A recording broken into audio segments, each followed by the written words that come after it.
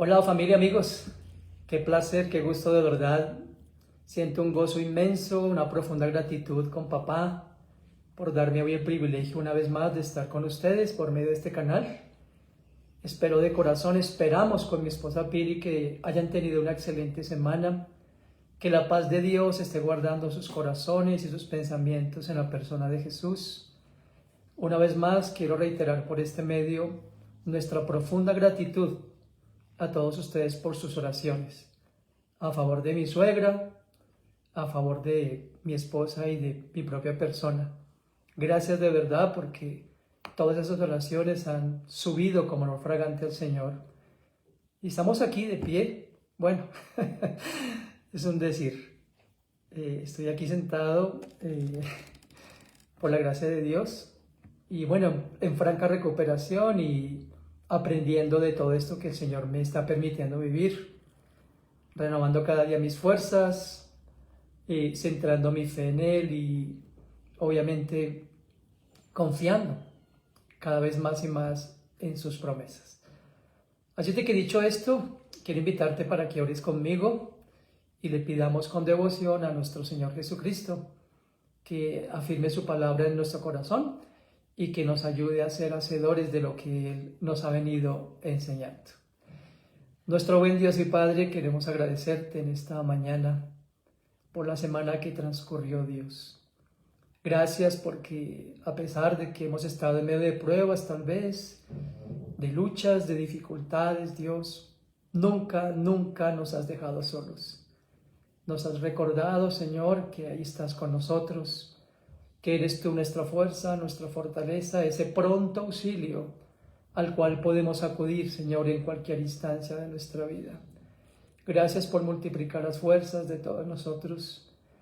Gracias por el ánimo que nos das, Papito Dios. Gracias por levantarnos una y otra y otra y otra vez. Y gracias porque por medio de tu palabra continúas instruyéndonos, continúas enseñándonos. Te ruego, Padre, que el mensaje de hoy lo afirmes en nuestro corazón y por favor que tu Santo Espíritu, Dios, nos ayude a ser hacedores de todo esto que tú nos quieres enseñar el día de hoy. Gracias por tu fidelidad, Señor. Yo te ruego para que este medio funcione muy bien, que los canales de comunicación de cada persona que está ingresando en este momento funcionen bien, Señor. Que haya nitidez en la transmisión, Señor. Y sobre todo, por encima de todo, que tu bendita palabra, Señor, sea alojada en nuestro corazón. En el nombre de Cristo nuestro Señor. Amén y amén. Muy bien, como les anunciaba en el pequeño video de Recorderis de esta mañana, hoy vamos a culminar con este estudio del precioso Sermón del Monte que Cristo nos enseñó y que ha sido útil a través del tiempo y que desde luego para nosotros es supremamente útil. Vamos de una vez al capítulo 7 del Evangelio de Mateo, capítulo 7, y estamos en esa miniserie llamada Elecciones, si lo recuerdan bien. Si no, ahí en el canal de YouTube están todas las enseñanzas que se han venido subiendo con el contenido de este Sermón del Monte. Capítulo 7 de Mateo, versos 24 al 29, voy a leerlo como siempre en las dos versiones que lo vengo leyendo. En primer lugar, la versión Reina Valera 60, y a continuación lo leeré en la versión Palabra de Dios para Todos. Dijo Jesús, nos dice Jesús, cualquiera pues que me oye estas palabras y las hace, le compararé a un hombre prudente que edificó su casa sobre la roca. Descendió lluvia y vinieron ríos y soplaron vientos y golpearon contra aquella casa y no cayó porque estaba fundada sobre la roca. Pero cualquiera que me oye esas palabras y no las hace, le compararé a un hombre insensato que edificó su casa sobre la arena. Y descendió lluvia y vinieron ríos y soplaron fuertes vientos y dieron con ímpetu contra aquella casa. Y cayó y fue grande su ruina. Y cuando terminó Jesús estas palabras, la gente se admiraba de su doctrina, porque les enseñaba como quien tiene autoridad y no como los escribas. el mismo pasaje en la versión Palabra de Dios para Todos dice: por lo tanto, quien oiga mis enseñanzas y las ponga en práctica, será como el hombre prudente que construyó su casa sobre la roca.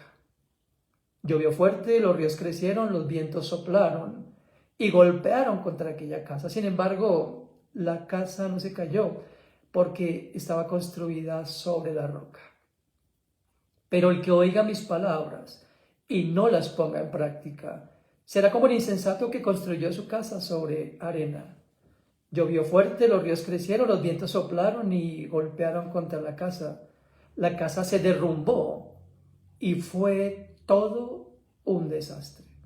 Cuando Jesús terminó de decir esto, la gente se admiraba de su enseñanza porque Él les enseñaba como alguien que tiene autoridad y no como los maestros de la ley.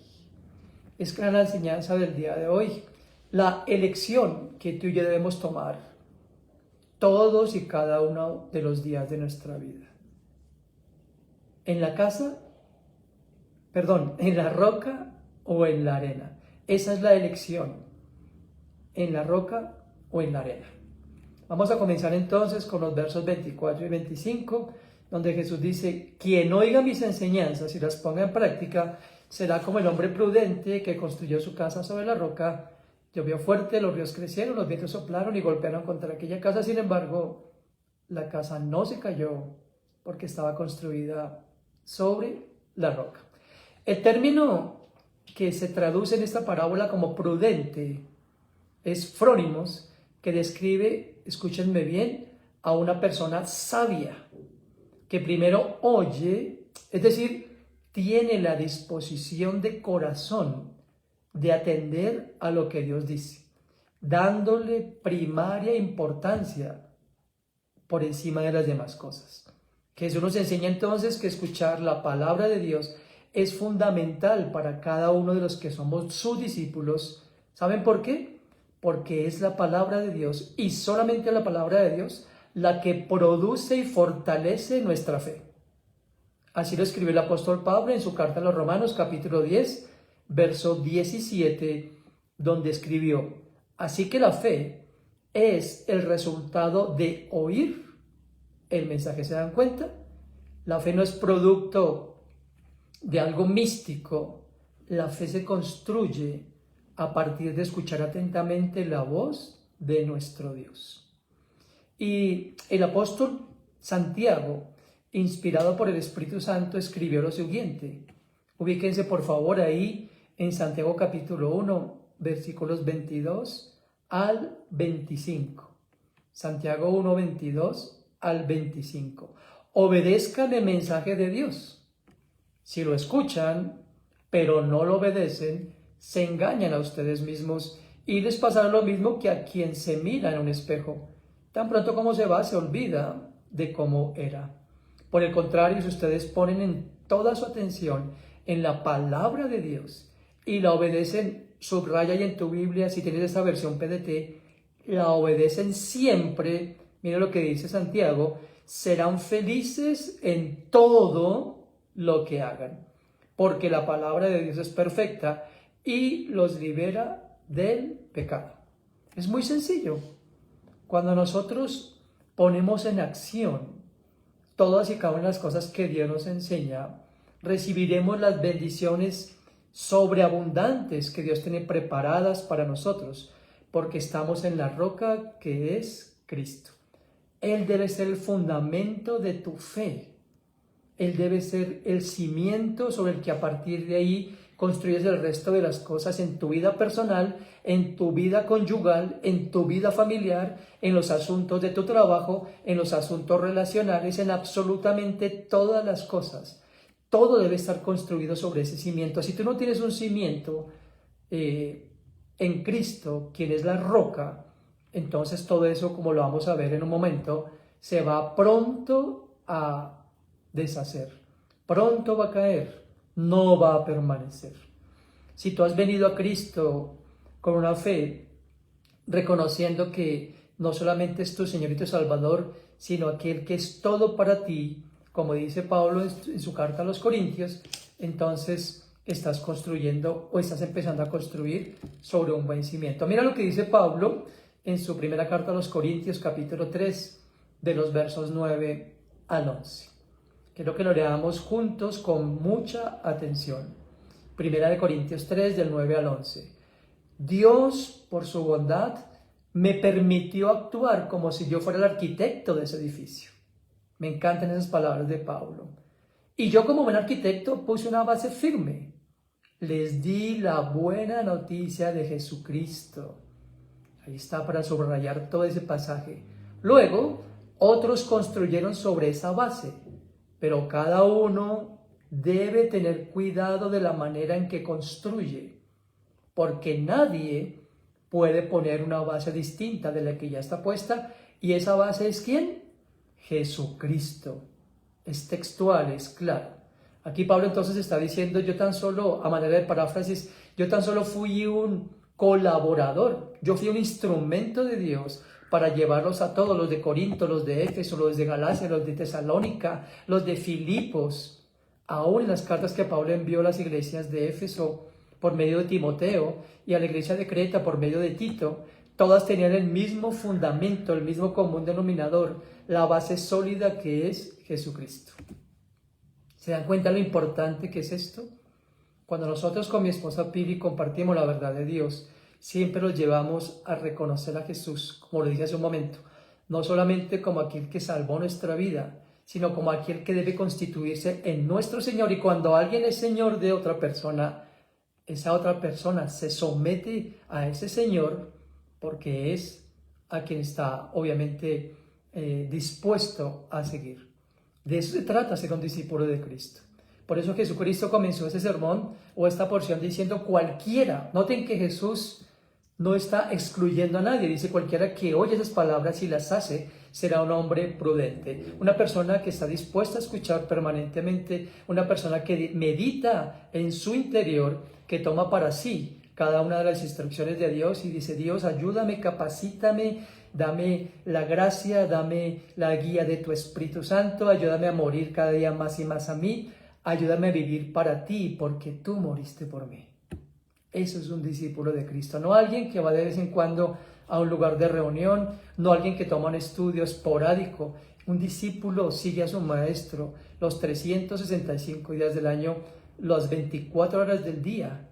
Todo instante está edificado y ceñido a esa verdad del Señor. Entonces aquí está hablando de un cimiento firme, de una estructura que debe ser sólida. Y por eso aquí Pablo, en ese texto de los Corintios, dice, cada uno mira a ver cómo sobreedifica, dice la versión 60, o cómo continúa construyendo sobre ese cimiento. Pero esa base fue clara y fue dada por medio de Pablo. Ahora quiero darte 3 cosas que tú y yo necesitamos para edificar un cimiento firme en la fe cristocéntrica y bibliocéntrica.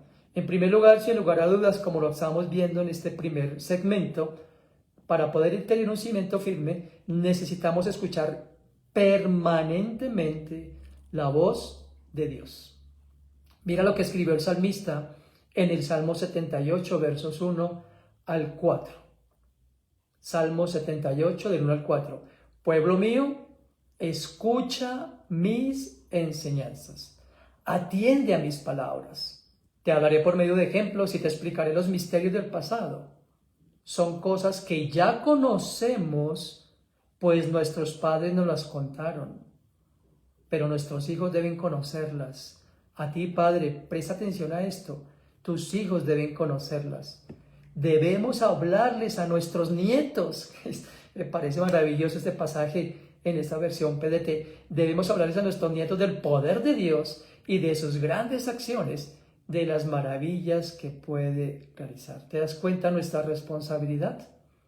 Pero más allá de una obligación, tú y yo tenemos el enorme privilegio de ser portavoces de esa palabra que transforma, de esa palabra que convierte, de esa palabra que afirma, de esa palabra que da esperanza, de esa palabra que cimenta nuestra fe en medio de las vicisitudes, de las dificultades de nuestra vida diaria.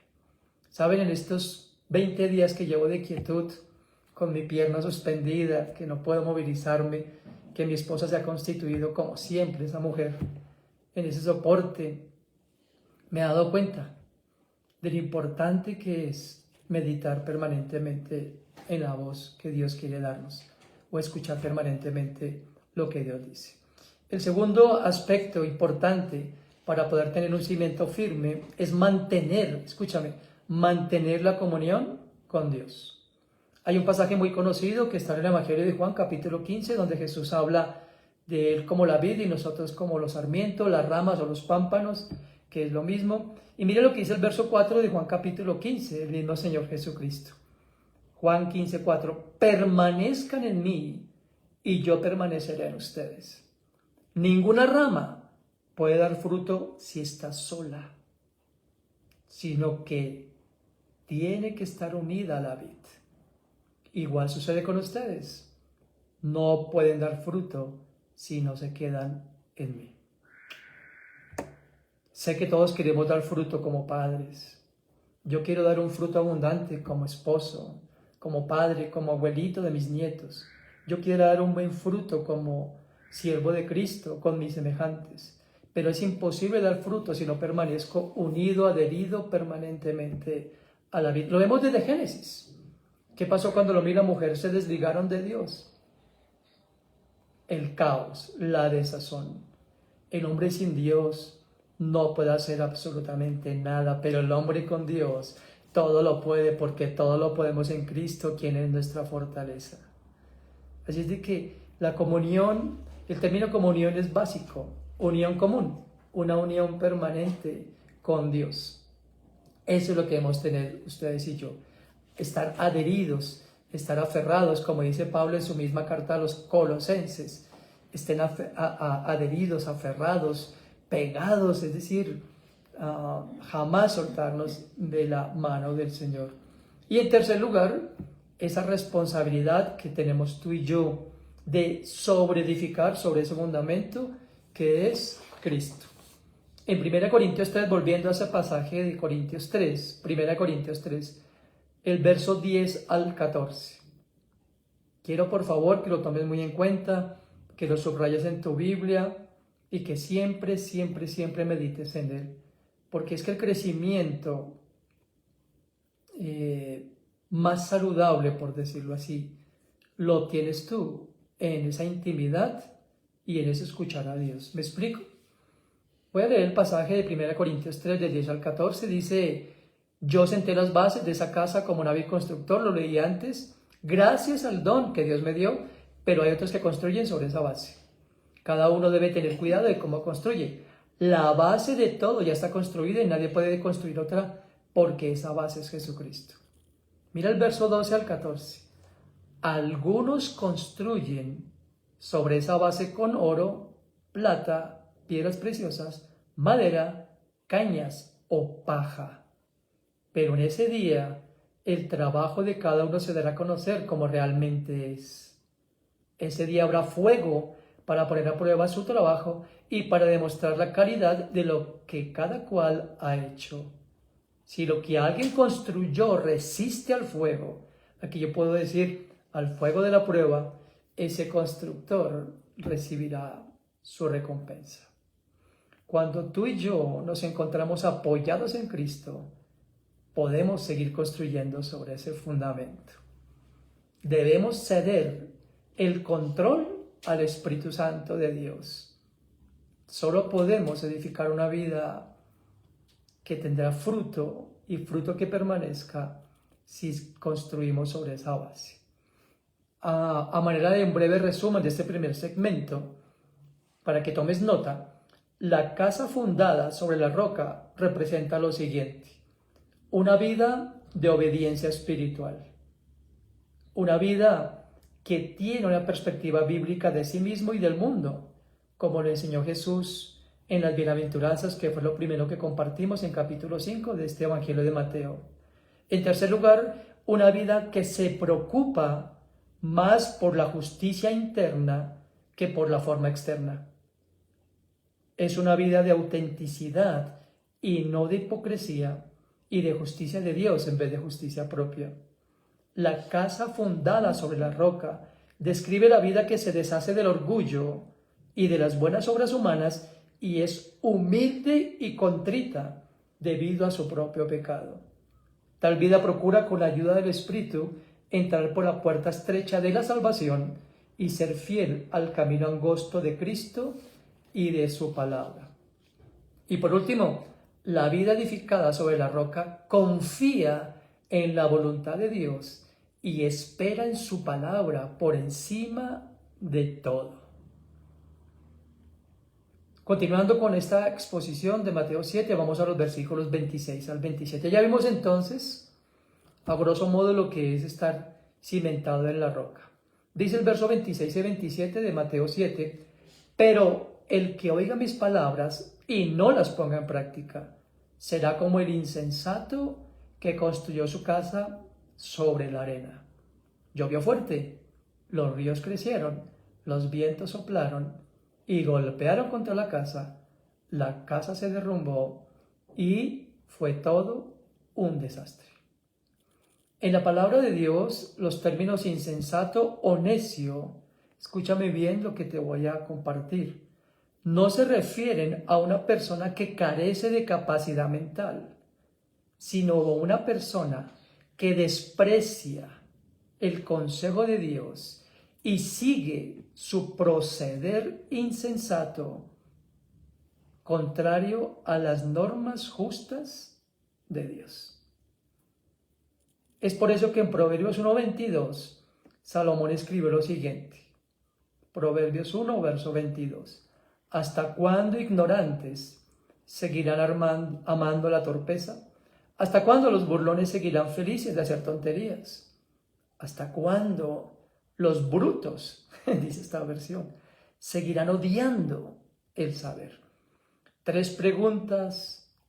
Cuatro preguntas que debemos respondernos. Si es que somos necios, si es que somos insensatos, si seguimos resistiéndonos a la verdad de Dios, si seguimos creyendo que somos más sabios que Dios, si seguimos pensando que nuestros caminos son más correctos que los de Dios. Eso es insensatez, eso es necedad, eso es colocar a Dios por debajo de mi propia sabiduría y recordémoslo siempre y cada instante.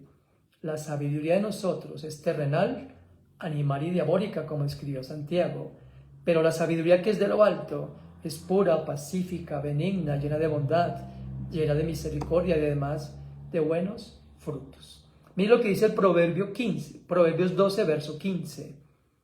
El insensato cree que se las sabe todas, pero el inteligente oye consejos.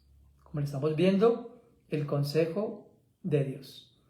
Y en otra parte del Nuevo Testamento, hablando ya del Nuevo Testamento, ¿recuerdan la parábola del hombre rico? Del hombre que estaba edificando sus graneros y que Jesús le dice, necio, esta noche viene a pedir tu alma y lo que has provisto, ¿para quién será? Aquí, en el griego, vemos el término necio como irrazonable. Irrazonable, no entiende razones, está centrado en su propia opinión. Así que el hombre insensato es el que está construyendo su vida, su relación conyugal, su relación familiar y todos los asuntos de ahí en adelante sobre un terreno totalmente inestable. ¿Vemos la diferencia? No necesitamos explicarlo, ¿verdad? Estamos viendo entonces un paralelismo con contraste a la vez. Dos hombres que tienen algo en común. Los dos han escuchado exactamente lo mismo, pero ambos construyen en terrenos distintos. Quiere decir, la diferencia consiste en el lugar donde edificaron. El hombre prudente construyó sobre la roca que es Cristo, que se constituye esa base sólida y sigue construyendo sobre esa misma base. El hombre sabio pone en práctica todo lo que Dios enseña. Y el imprudente, el insensato, se basa en su propia opinión, en su propio razonamiento, en la cosmovisión del mundo, en los consejos externos, en aquel que, como dice el proverbio, se las sabe todas. ¿Y sabes? El único que se las sabe absolutamente todas es nuestro Dios y Padre eterno. Es por eso que en Proverbios 3, versículos 5 al 8, vemos lo siguiente. Confía en el Señor totalmente. Por favor, ten en cuenta este pasaje en esta versión. Confía en el Señor totalmente, no en tu propia sabiduría. Ten en cuenta a Dios en todo lo que hagas, ¿se dan cuenta? Y Él te ayudará a vivir rectamente. No te creas más sabio que los demás. Respeta al Señor y aléjate del mal, pues eso será como de medicina para tu cuerpo y como un refresco para tus huesos. Aquí está la fórmula. Así como clínicamente nos dan una fórmula para tener nuestro cuerpo robusto, una buena condición físico-atlética, para tener una buena condición de salud. Dios nos da la fórmula para estar espiritualmente saludables y tener un crecimiento vigoroso, estable y permanente. Nosotros, como hijos de Dios, no podemos dejar de crecer.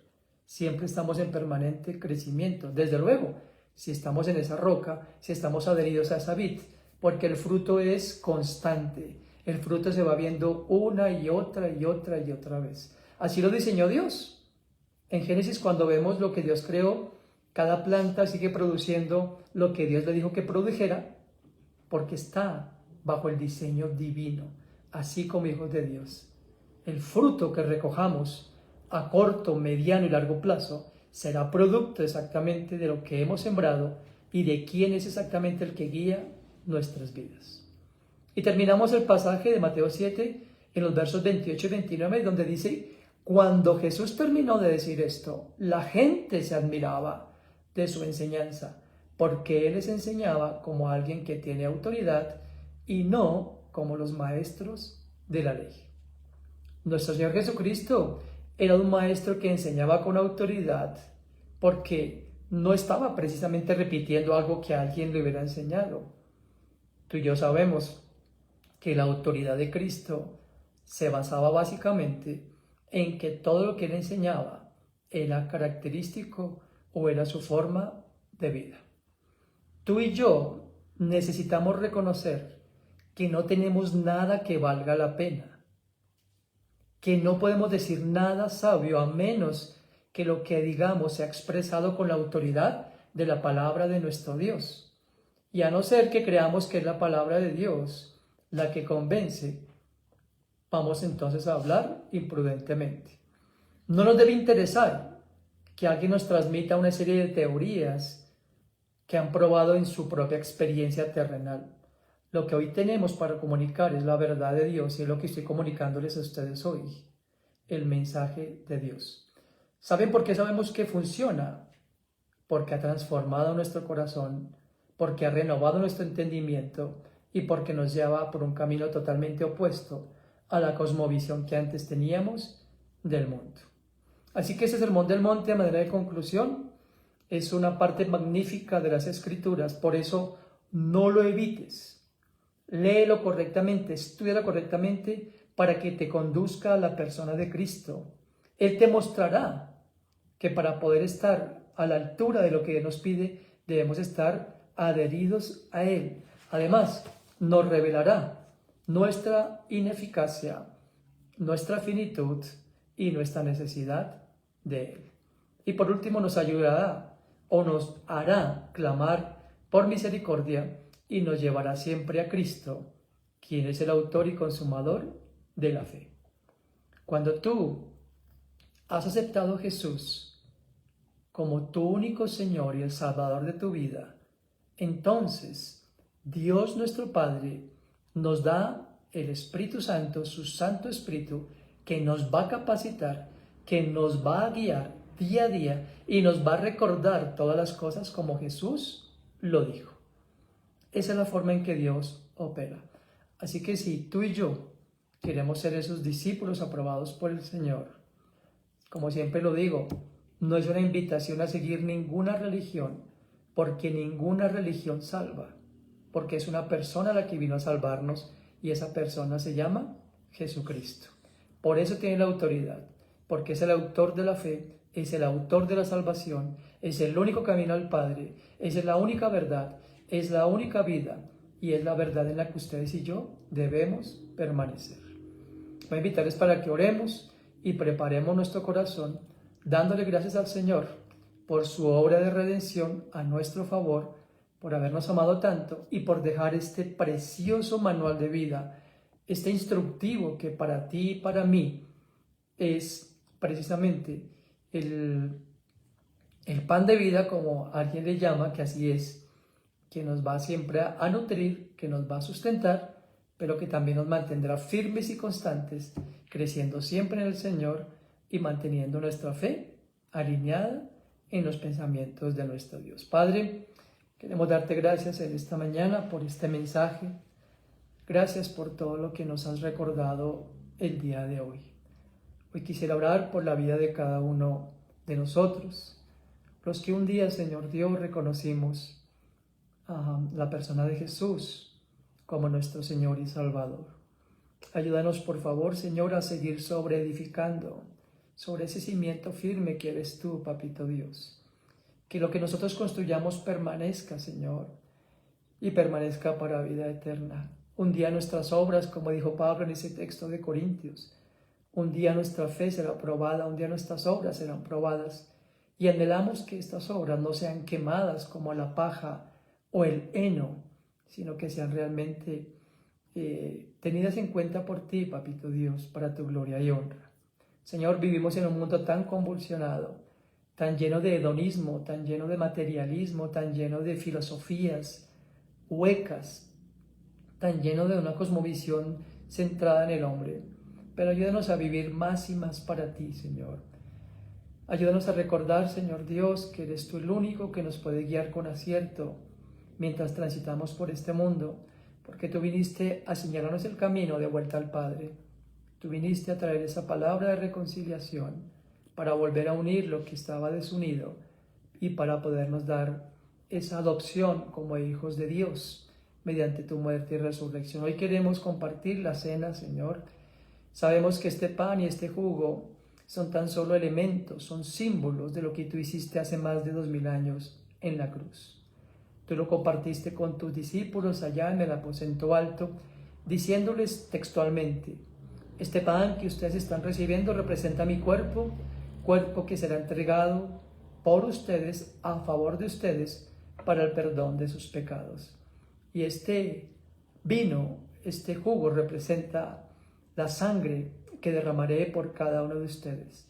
Sangre del nuevo pacto, sangre de la nueva alianza, que es la única que puede limpiar y borrar nuestros pecados pasados, presentes y futuros.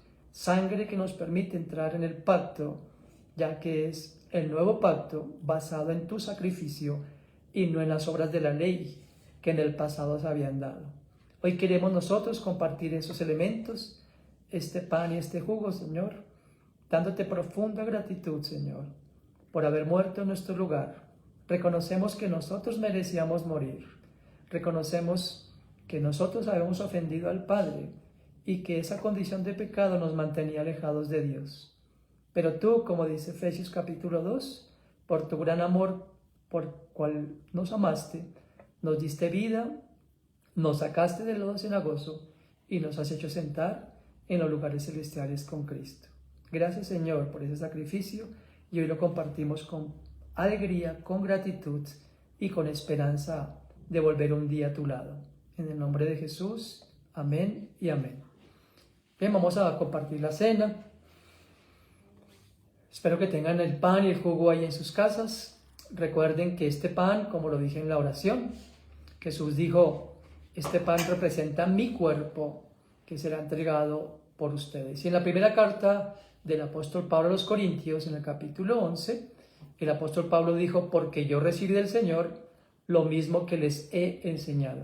Que el Señor Jesús, la noche que fue entregado, tomó pan, que iba a ser entregado, tomó pan, lo partió y dio a sus discípulos diciendo: este pan representa mi cuerpo que será entregado por ustedes para el perdón de sus pecados. Comamos de este pan, digámosle: gracias, Señor, porque entregaste tu cuerpo para que mi cuerpo fuera redimido del pecado y fuera perdonado una vez y para siempre.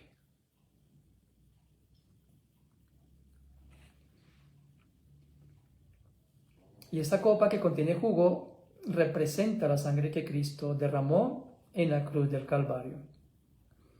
Hay a manera de paráfrasis en ese mismo pasaje de 1 Corintios 11, el apóstol Pablo dijo: esta copa representa el nuevo pacto en mi sangre. Recuerden que en el Antiguo Testamento la sangre de un cordero sin mancha era la que tapaba el pecado del pueblo, de la persona que había ofendido a Dios. Pero la sangre de Cristo borró de una vez y para siempre todos nuestros pecados. Recordemos cuánto le costó a Cristo nuestra libertad para vivir para Él. Tomemos de ese jugo en acción de gracias.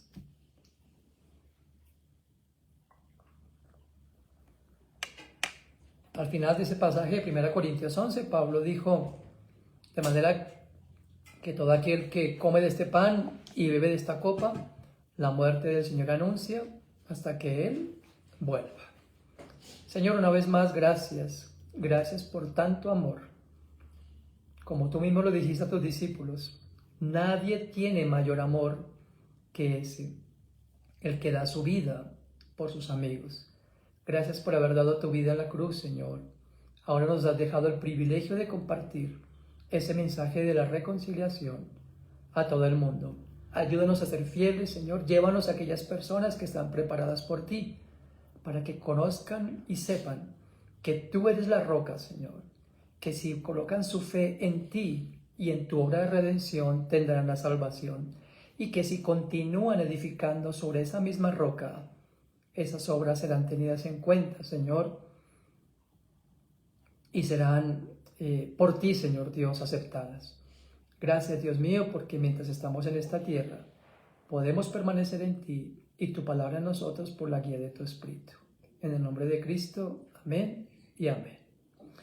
Muy bien, de verdad que me siento tan privilegiado de compartir con ustedes. Gracias por seguir orando. Aún quedan unos días de recuperación, de posteriores terapias. Bueno, es un proceso un poquito largo. Los que han sufrido incidentes como el mío saben de qué estoy hablando, pero bueno, esto no nos ha impedido hablar. Seguiremos compartiendo la verdad de Dios. Espero que estés escuchando los audios que a diario comparto, los mensajes que mi esposa envía. A diario seguiremos enviando esa palabra de nuestro Dios, quien es nuestra roca firme. No olvides que tenemos también el miércoles un tiempo de oración, si quieres ser parte. Y ya pronto, yo pienso que en 1 o 2 semanas podremos retomar los estudios de Conociendo a Dios y seguir creciendo en el conocimiento del Señor. Si tú quieres ser parte de este ministerio, de verdad que tus donaciones u ofrendas para mi esposa y para mí son supremamente valiosas. Deseamos que tengas un feliz domingo. Mi esposa Pili, que está aquí cerquita de mí, te envía juntamente conmigo un fuerte abrazo. Créeme que te amamos de todo nuestro corazón y estás en nuestras oraciones y en nuestro corazón. Estamos entonces en contacto. Que disfrutes de este día y Dios bendiga todo lo que emprendas en esta semana. Hasta pronto.